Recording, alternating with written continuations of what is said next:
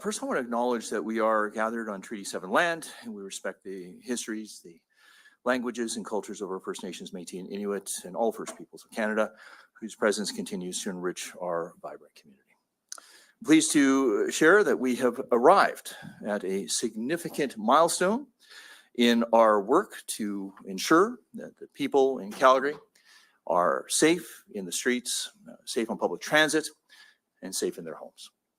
We're announcing today that Alberta's government is providing the Calgary Police Service with $4.16 million this year to help hire and train new officers that will be assigned to uniform patrol duties in the city center where they are most needed. We made this commitment in April, and today I'm very proud to say that we are delivering on this commitment with this funding. But as I said a moment ago, this is a milestone, not the end.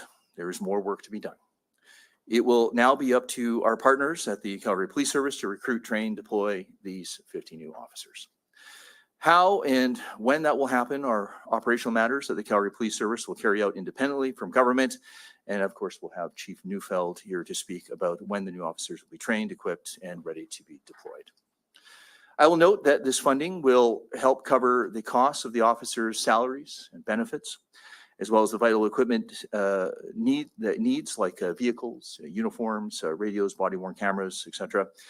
Essential tools that are going to help empower these officers to uphold law and order. As I've said many times, officer presence matters, and it will continue to matter. Alberta's government will do whatever it takes to keep people safe. And let me be crystal clear. Drug dealers who prey upon vulnerable residents and cause chaos on the streets are not welcome in this province. We know that Calgary is a great place to live, to work, to raise a family, but there's no denying that the increase of crime and social disorder that began during the pandemic has not gone away. Police could once say with a high degree of confidence that random and unprovoked attacks were rare. Now it appears they occur almost every other day. This is very concerning and will not be tolerated. We've seen stranger on stranger violence, which is a huge concern for me. During my time as a police officer on the streets, you would often hear, quote, "The victim was known to the offender," unquote. But we are seeing more violent attacks on citizens just going about their daily lives.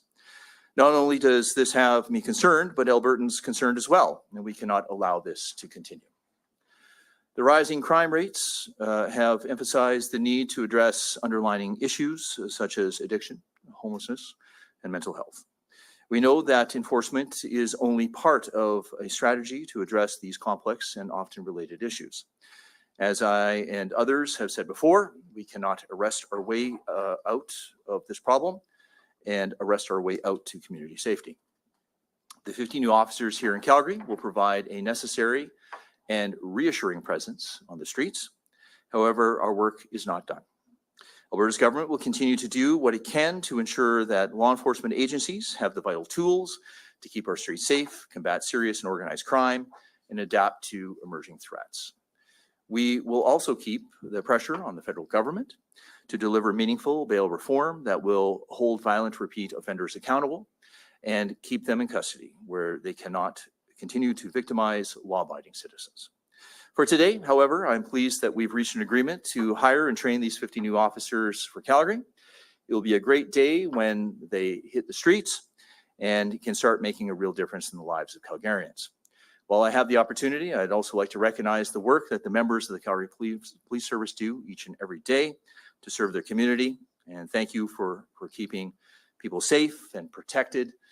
And you have my pledge that Alberta's government will continue its efforts to ensure that you have the support and resources to carry out your important work. You are a vital partner in making Alberta a better place to live, work, and of course, raise a family. I'd now like to turn things over to Chief Neufeld to say a few remarks. Thank you very much.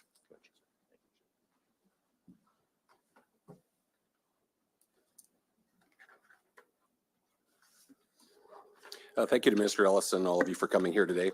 We wouldn't be here today if it weren't for the provincial government, the municipal governments, and police agencies across this province who've come together to tackle complex problems that are fueling perceptions that public spaces are less safe in communities around our province. It was 8 months ago here in Calgary where we stood before our public and some of you to discuss these issues, and we committed to find ways to ensure that Calgarians felt safe in public spaces, which includes our transit system.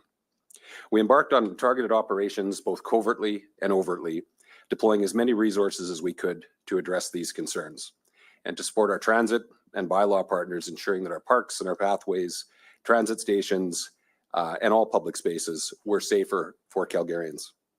Since January, officers working in these areas have laid more than 3,300 criminal charges. They've effected 5,600 warrants and issued more than 3,600 tickets related to work on and around the transit system and on public spaces. In addition, many referrals have been made to social services partners for folks who need those services from within the community. During this work, we realized we have the tools to address violent offenders, but we lack the resources and the ability to sustain those efforts to address those who are causing people to feel unsafe and those perhaps who don't cross into a serious criminal threshold. And what I mean by that is individuals who continue to struggle with addictions and mental health, and some of their offending wouldn't be very serious on its own. In November's commission meeting, we ended up detailing a history of one of these individuals. We talked about a woman in her 50s who's often found along transit and in our downtown public areas displaying disturbing behavior. So yelling at times, shoplifting, causing a disturbance in and around restaurants, in liquor stores, and at times her behavior has escalated to points where she's punched and threatened Calgarians that she's passed along the street. This woman, it turns out, has had hundreds of involvements with police in the past few years, and no doubt has a similar track record with EMS partners, Calgary Transit, emergency wards, that type of thing. Dozens of matters she had before the courts, but like I say, those would have fallen outside of the realm of anything that would attract a strong judicial sanction. And like I say, those would be the types of things where, you know, you wouldn't necessarily expect a strong sanction for any one thing. And there was a recognition that this was an individual who struggled with mental health and addictions issues and who was struggling. So we were seeing go into court and get no time. So there was a bit of a revolving door in the system. But yet this was also somebody who refused any offers of services. It was clear that how we've engaged her and so many other people in her circumstances to date hasn't worked for her, it hasn't worked for us, and it hasn't worked for the broader community that she's impacting. Over the last number of months, I've been really encouraged in doing this work. We've learned a lot, we've done a lot, and one of the things that we've done is we've been able to improve our data collection and visualization on what I'll call high users of service or high systems users. We're now able to see past the dozens of individual interactions that we talk about and get a larger and clearer picture around the impact these folks are having, around the challenges they're facing and the opportunities that perhaps some of those things present. That allows us to actually have better insight in looking at how we could better respond to the needs of those types of individuals across our city.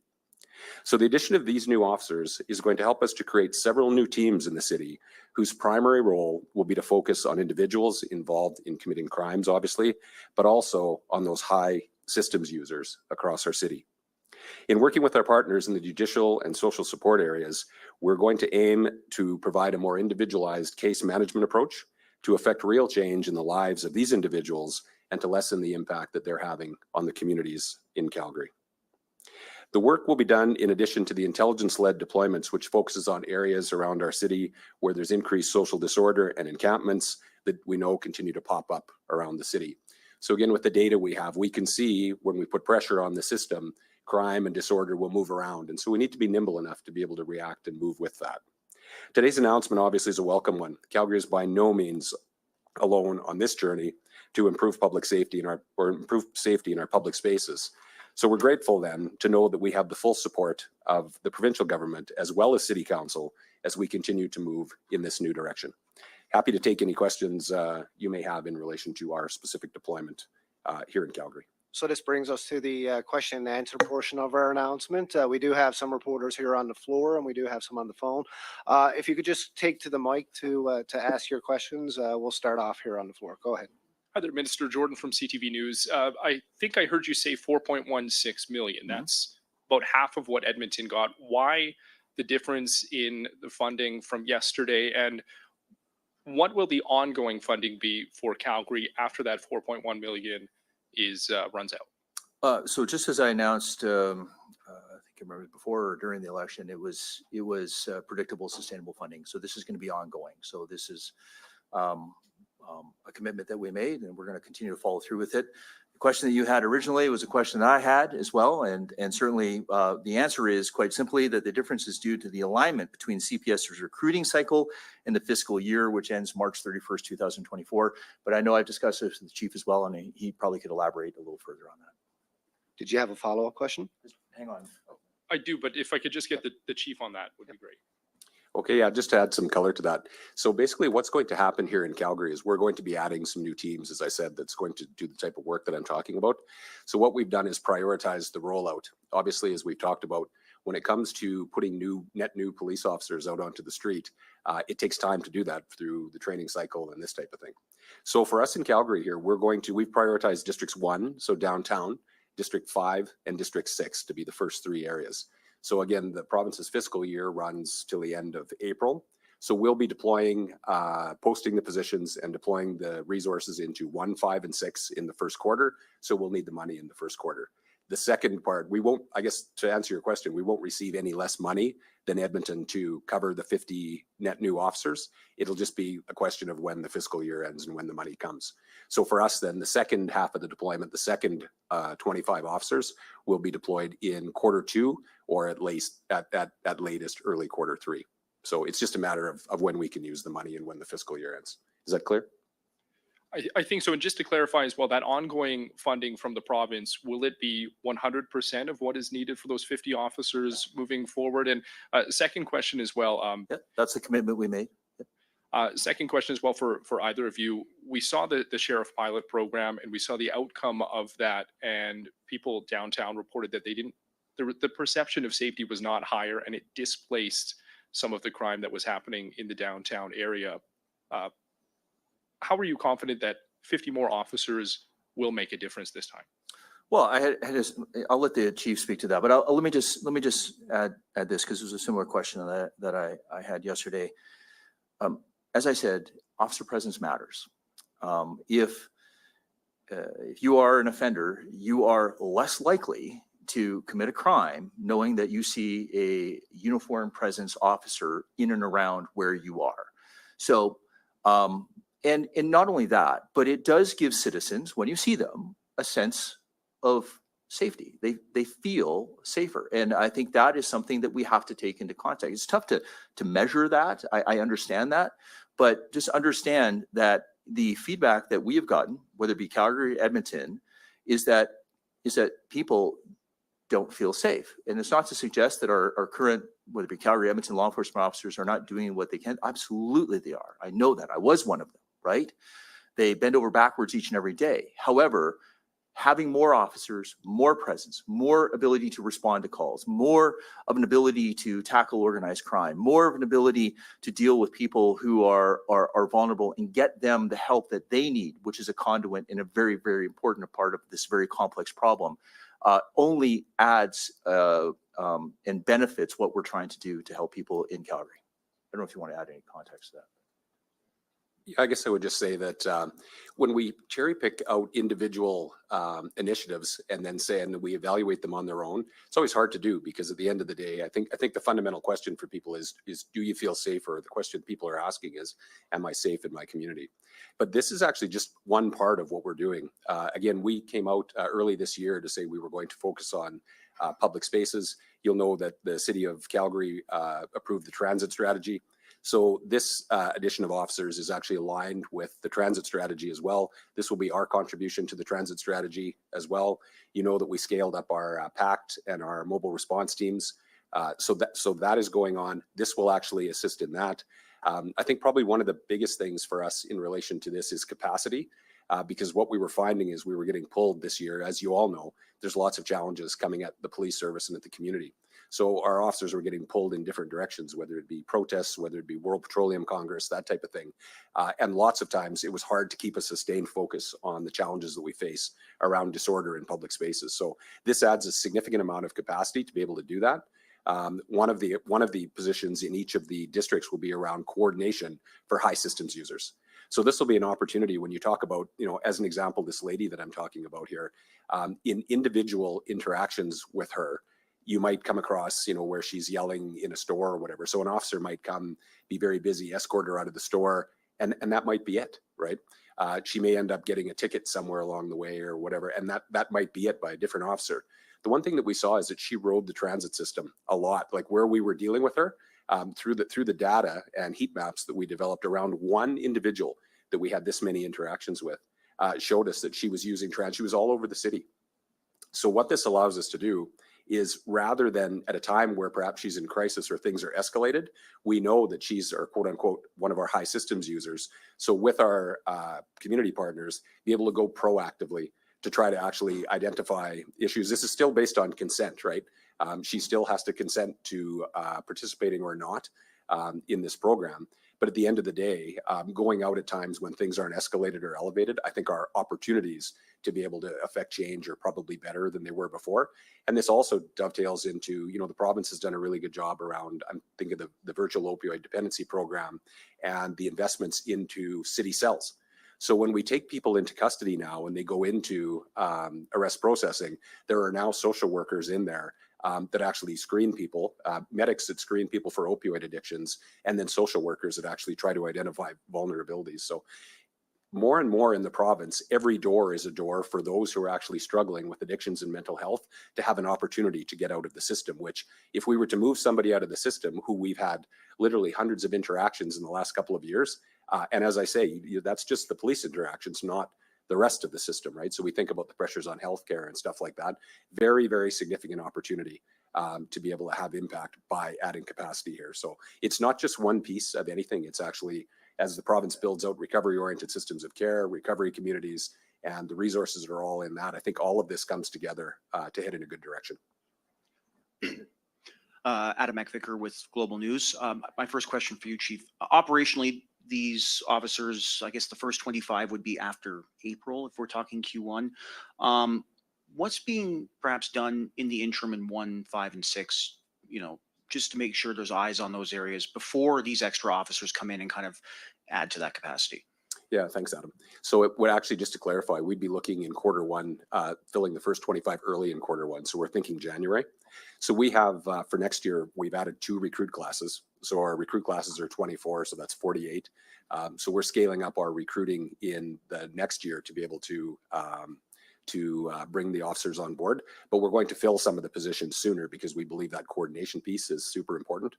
But really, as you know, in one district right now, as an example, downtown, we already have the presence of beats and bikes and that sort of thing. There's additional resources that augment because of the significant issues and the size and I think proximity of social agencies and some of the challenges that exist in one district. So there are more resources there now. But again, I think the officers are doing an excellent job. But one of the challenges is being able to be there all the time, because oftentimes, as you know, like the mountain bike teams were designed to be able to deal with some of the issues we face around disorder in the downtown. They're often pulled to other duties. So again, these are teams that would actually be assigned on an ongoing basis to these types of issues, focusing on obviously criminality, but also proactively on high systems users. And so I think that'll be a good piece of work. My next question for the minister, I guess I'm just trying to wrap my head around kind of the numbers here. Where is this money coming from within the provincial coffers? And is it that $4.1 million every year? When we talk about that sustainable permanent funding, I know there are some people who are curious, because if anything changes, Chief Neufeld will have to be at City Hall during budget talks and asking City Council to fund that gap if anything does change with this funding. So I'm curious how permanent and where that funding is coming from. Permanent is permanent, Adam. I don't know what else to say. I mean, we made that commitment. It's a commitment that we stand by. Under this government, we're going to continue to support our law enforcement communities and make sure that they have the predictable and sustainable funding, especially as it pertains to this initiative. That was a commitment that we made during the election, and that's a commitment that we continue to make. So the money currently is something that I believe it comes out of this year's budget, and then we go to Treasury Board. We'll do the process, right? But this is this is one of those things that is, permanent, certainly as long as this government's here. Thanks. Hannah Said, City News. Just to reconfirm something from Minister Alice, Premier Daniel Smith announced 100 officers that will be deployed in Calgary and Edmonton. So these 50 officers are part of that announcement? Yes. Yeah, so this 50 in Calgary and 50 in Edmonton, yes. Perfect, thank you. Thank you. I might just for a second there, just build on Adam's question there for a second, Adam. I think this might be helpful. I think one of the things that actually delayed the announcement a little bit there was, and I want to give the provincial government credit where it's due here. So they had talked about in the run up to the election about 50 new officers in Edmonton and Calgary, so 100 net new officers.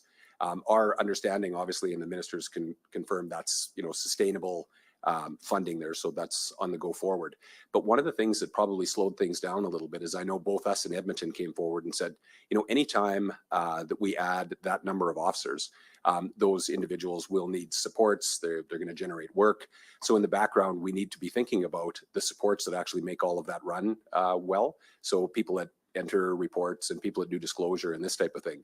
So we were able to, in addition to the 50 officers, because the province wanted to make it 100 forward-facing sworn officers, we were able to get to a place where like the funding, the one-time costs for vehicles, uniforms, body cams, this type of thing, as well as those back of the house supports that every organization has, those are all included in the sustainment of this. So I just want to say that the work up to that took a little bit of extra time, but I think that was all for the good in terms of Calgarians and Edmontonians there and the sustainability of the funding.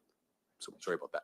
Hi, Elise Fonchio with CBC. For the minister, how flexible is this funding? Say if, as it goes forward, operationally they need a little bit more, if they have a need for more officers, or if that money, they might argue, would be better deployed in different areas. How willing are you to kind of tweak what it looks like going forward? Well, I mean, certainly it's meant for high crime areas. I would say, so it doesn't necessarily mean, specifically in downtown.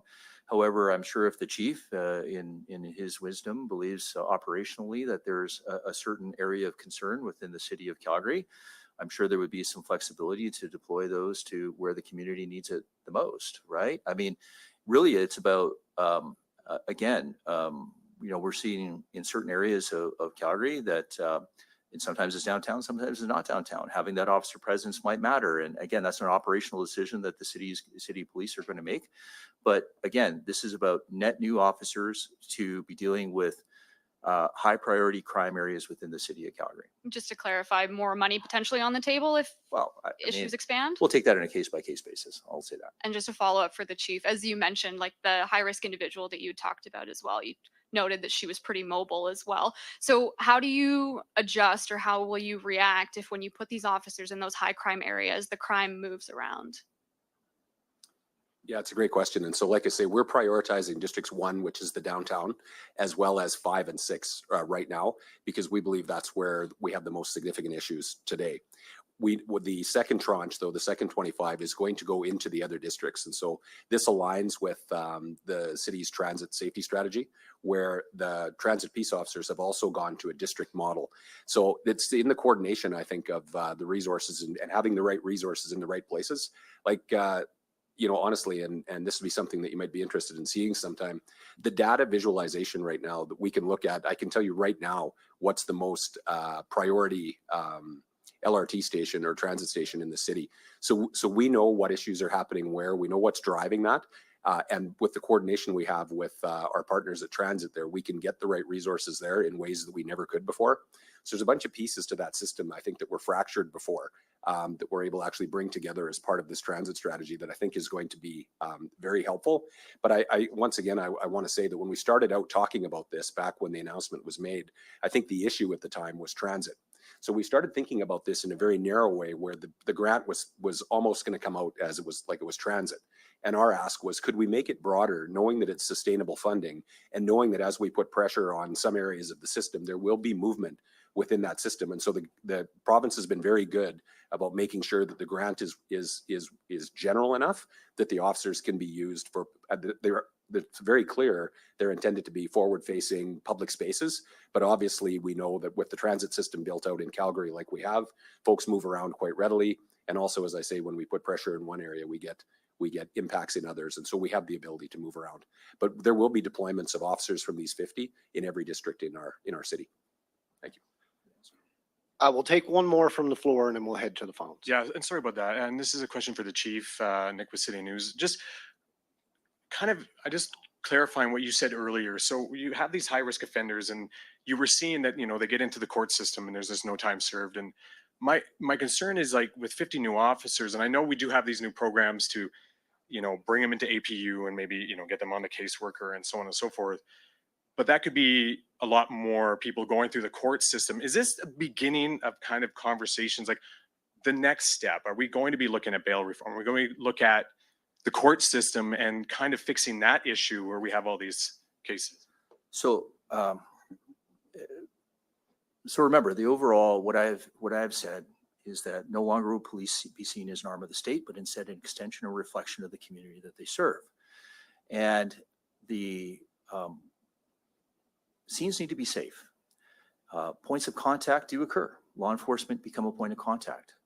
We've equipped police services in this province, especially the Calgary Police Service, who I'd argue has been very proactive on this for many, many, many years. It's not about putting the handcuffs on people. It's about helping them to stop the recidivism, to get them into a place where they are actually getting treatment for illnesses such as addiction, mental health. So, the bail system itself is a completely different conversation. Let me just very briefly touch on that one. C-48 has been given royal assent. I have talked to Minister Amory to keep specific data to find out if it is actually going to be effective in keeping violent repeat criminal offenders in custody. However, Alberta's position will still not have changed if it does not keep violent repeat criminal offenders in custody, which will be that we will be asking that C-75 be repealed. Now, I am cautiously optimistic. I am hopeful that C-48 will have its necessary effect, but please do not conflate the two. In there's violent repeat criminal offenders who prey upon vulnerable people, and then there are vulnerable people where the point of contact is the law enforcement community to help them to get the necessary resources to get them on a path to wellness. We do have some, go ahead, Chief. Yeah, maybe just Nick, one thing I'd like to say on that is, like, I think you've hit on something really important here. There's no question. I mean, lots of times when we talk about these complex situations that are going on in the community around disorder, and there's different types of individuals involved in the system, right?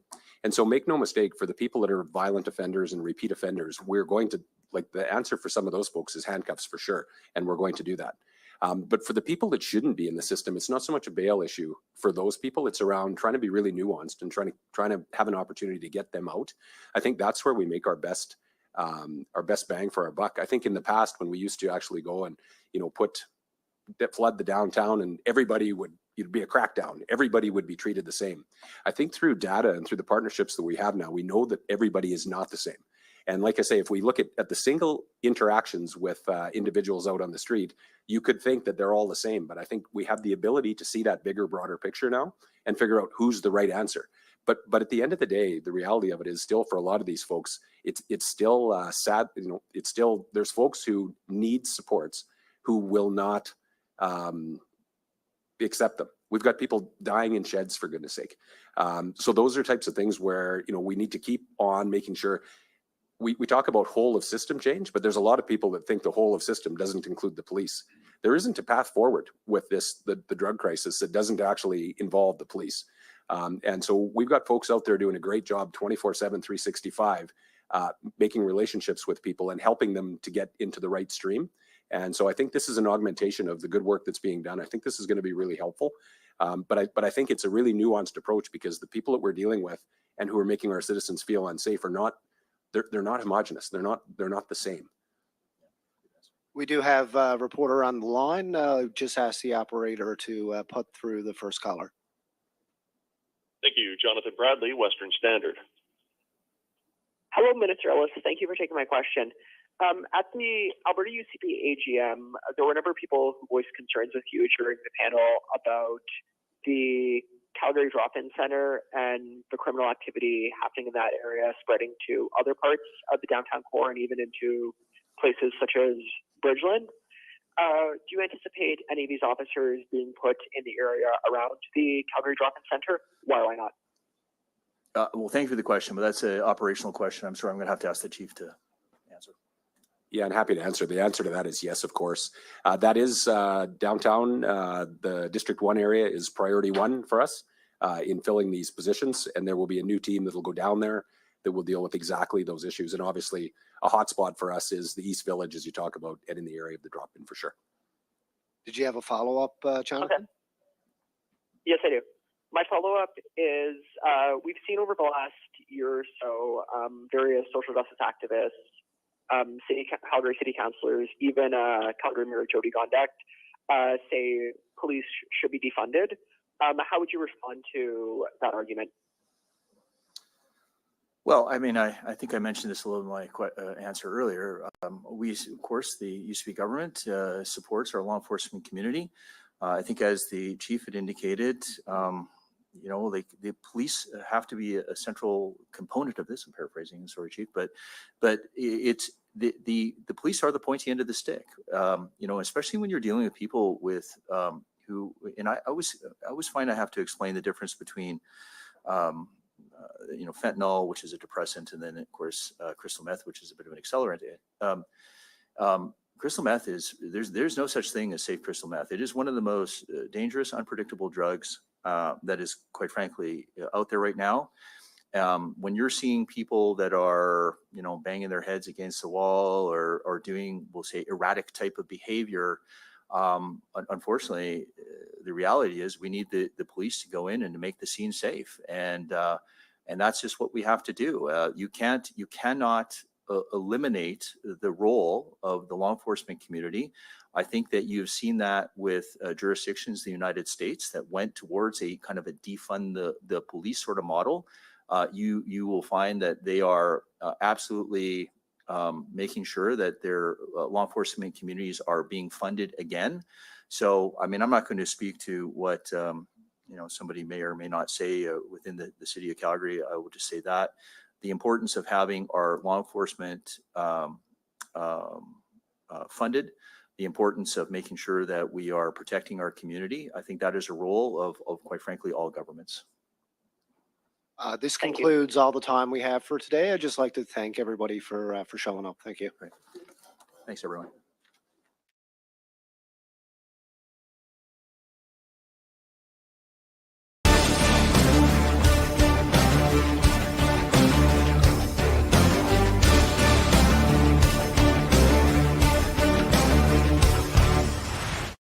Canadian Shooting Sports Association. Without the CSSA, our gun rights would have been taken long ago. These guys are on the front lines helping to draft smart and intelligent firearms regulations and legislation in Canada, and more importantly, educating the public about how we keep guns out of the hands of the wrong people. To become a member, it's absolutely worth every penny.